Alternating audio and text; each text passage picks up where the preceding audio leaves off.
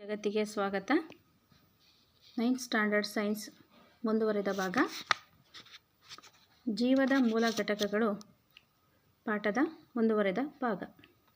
ಜೀವಕೋಶದ 3 ಪ್ರಮುಖ ಭಾಗಗಳು ಅಥವಾ ರಚನೆಗಳು ಯಾವುವು ಎಂದರೆ, ಜೀವಕೋಶದ 3 ರಚನೆಗಳು ಕೋಶಪೊರೆ, ಕೋಶದ್ರವ್ಯ ಮತ್ತು ಕೋಶಕೇಂದ್ರ. ಕೋಶಪೊರೆ ಎಂದರೇನು?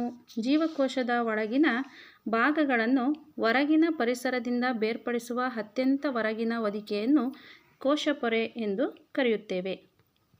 ಕೋಶಪೊರೆಯ ಕಾರ್ಯವೇನು ಮತ್ತು ಇದನ್ನು ಏನೆಂದು ಕರೆಯುತ್ತಾರೆ?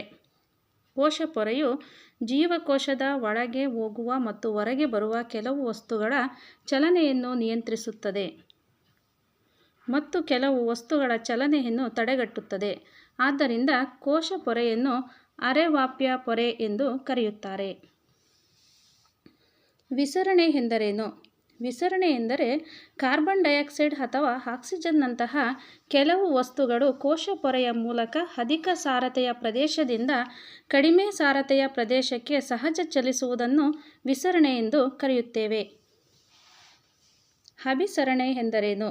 ಅಭಿಸರಣೆ ಎಂದರೆ ಅರೆವಾಹ್ಯ ಪೊರೆಯ ಮೂಲಕ ನೀರಿನ ಅಣುಗಳ ಚಲನೆಯು ಅಧಿಕ ಸಾರತೆಯ ಪ್ರದೇಶದಿಂದ ಕಡಿಮೆ ಸಾರತೆಯ ಪ್ರದೇಶಕ್ಕೆ ಹಾದುಹೋಗುವ ಕ್ರಿಯೆಗೆ ಅಭಿಸರಣೆ ಎನ್ನುತ್ತೇವೆ.